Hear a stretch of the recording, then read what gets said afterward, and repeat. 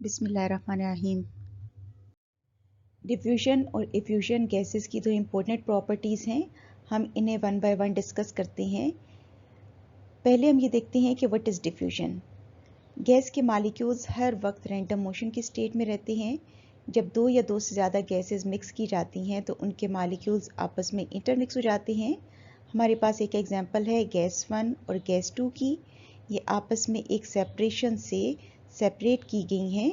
जब इस सेपरेशन को रिमूव कर दिया जाता है तो gas molecules area of higher concentration से एरिया ऑफ लोअर कंसंट्रेशन की तरफ मूव कर जाते हैं और इवेंचुअली एक वो वक्त आता है जब ये आपस में बिल्कुल मिक्स हो जाते हैं और हम इनको डिफरेंशिएट नहीं कर सकते कि कौन से मालिक्यूल्स कहाँ पर हैं। हम डिफ्यूजन को इस तरह से डिफाइन करते हैं: the spontaneous intermixing of molecules of one gas with an other at a given temperature and pressure is called diffusion. इसकी दूसरी डेफिनेशन ये है: the random movement of a gas from an area of higher concentration to an area of lower concentration. अब हम diffusion की कुछ examples discuss करते हैं। गुलाब की खुशबू बहुत दूर तक महसूस की जा सकती है। इसकी वजह यह है कि गुलाब में खुशबू का बायस बनने वाला एस्टर एवेपोरेट होता है, एयर के साथ इंटरमिक्स होता है और दूर तक फ्रेगनेंस फैला देता है। दूसरी एग्जांपल में अमोनिया गैस जब हाइड्रोजन क्लोराइड गैस के साथ कंबाइन करती है तो dense white fumes of ammonium chloride produce हो जाते हैं। तीसरी एग्जांपल में हम दो टेस्ट ट्यूब्स लेते हैं, एक में ब्रोमीन के रेडिश ब्राउन फ्यूम्स जबकि दूसरी में एयर। जब इन दोनों को कंबाइन किया जाता है तो ब्रोमीन का रेड कलर उस टेस्ट ट्यूब में भी फैल जाता है जिसमें एयर थी।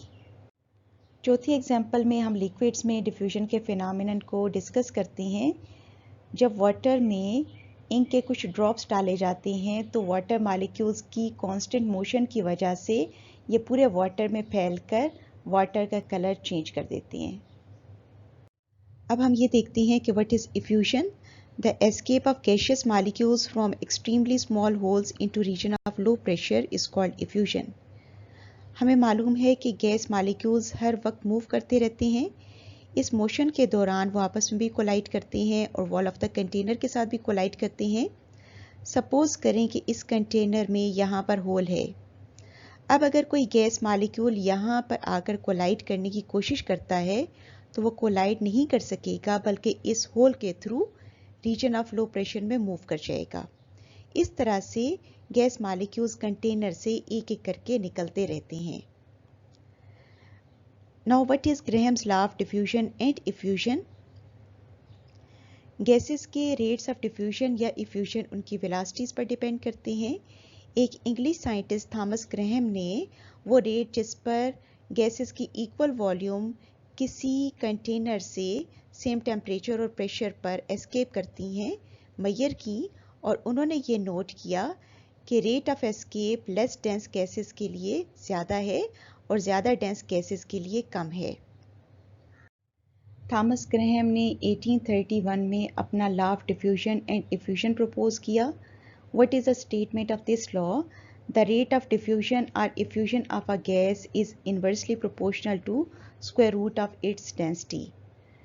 इसी तरह से 1848 में उन्होंने डिस्कवर किया कि रेट ऑफ डिफ्यूजन या इफ्यूजन गैसेस के मोलर मैसेस पर भी डिपेंड करते हैं, और इस लॉ को हम इस तरह से डिस्क्राइब कर सकते हैं: द रेट ऑफ डिफ्यूजन और effusion of a gas is inversely proportional to square root of its molar mass. Mathematically हम ये कह सकते हैं कि रेट ऑफ डिफ्यूजन और effusion is inversely proportional to square root of density of a gas, और अगर हम प्रोपोर्शनैलिटी साइन को हटा दें तो यहाँ पर it will be replaced by a constant K. इसी तरह से रेट ऑफ डिफ्यूजन और effusion is inversely proportional to the square root of molar mass of a gas, और R is equal to K by under root capital M.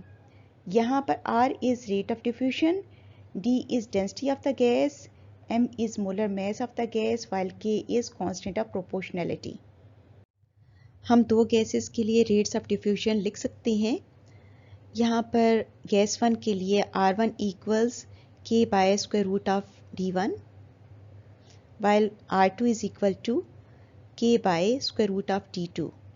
This equation is for gas 1 while this one is for gas 2. Now if this equation is divided by this one, तो K जो कि constant of proportionality है cancel हो जाएगा और R1 और R2 की ratio equal हो जाएगी square root of D2 by D1 के। इसी तरह की इक्वेशन अगर हम मोलर मैसेज के रेफरेंस से लिखें तो R1 by R2 is equal to square root of M2 by M1। अब हम इस टॉपिक से रिलेटेड एक सॉल्व्ड एग्जांपल डिस्कस करते हैं। The example states equal volumes of hydrogen chloride and sulphur dioxide are confined in a porous container. What would be the comparative rates of diffusion of these gases through the porous walls? The molecular masses of hydrogen chloride and sulfur dioxide are 36.5 gram per mole and 64 gram per mole respectively. हमें मालूम है कि Graham's law of diffusion और effusion ये है, rate of diffusion of hydrogen chloride divided by rate of diffusion of sulphur dioxide is equal to square root of molar mass of sulfur dioxide divided by molar mass of hydrogen chloride। यहाँ पर जब हम molar masses की values को substitute करते हैं तो हमारे पास 1.33 आंसर आता है। Now what does it mean? It means the ratio of the rate of diffusion of hydrogen chloride to that of sulfur dioxide is 1.33। It means कि अगर सल्फर डाइऑक्साइड का रेट ऑफ डिफ्यूजन 1 है तो hydrogen chloride का 1.33 होगा और हम ये कह सकते हैं कि हाइड्रोजन क्लोराइड सल्फर डाइऑक्साइड की निस्बत 1.33 टाइम्स फास्ट मूव करती है। अब हम Graham's law of effusion and diffusion को काइनेटिक मॉलिक्यूलर थ्योरी से डिड्यूस करते हैं। काइनेटिक इक्वेशन है PV equals 1/3 mnc bar square. For 1 mole of a gas number of molecules will become equal to Avogadro's number. इस value को यहाँ पर substitute करके हमारे पास इक्वेशन 2 आ जाती है। यहाँ पर m is the mass of one molecule of a gas. When it is multiplied by Avogadro's number, we get the molar mass of a gas. इस कैपिटल M को अगर हम यहाँ पर सब्स्टिट्यूट करें तो हमारे पास इक्वेशन 3 आ जाती है। यहाँ से मीन स्क्वायर वेलोसिटी की वैल्यू मालूम करने के लिए हमें इसको रीअरेंज करना पड़ेगा। ये 3PV बाय m के इक्वल हो जाएगा। मीन स्क्वायर वेलोसिटी का स्क्वायर रूट लेने से हमारे पास रूट मीन स्क्वायर वेलोसिटी आ जाती है जो कि इसके बराबर है। हमें मालूम है कि density is equal to mass divided by volume, लेकिन यहाँ पर volume is being divided by molar mass, therefore it will become equal to inverse of density. इस वैल्यू को यहाँ पर सब्स्टिट्यूट करने से हमारे पास रूट मीन स्क्वायर वेलोसिटी की वैल्यू ये आ जाती है। कांस्टेंट प्रेशर पर root mean square velocity density के स्क्वायर रूट से इन्वर्सली प्रोपोर्शनल होती है। Now root mean square velocity is directly proportional to rate of diffusion और effusion, therefore we can say that at constant pressure, rate of diffusion of a gas is inversely proportional to square root of its density.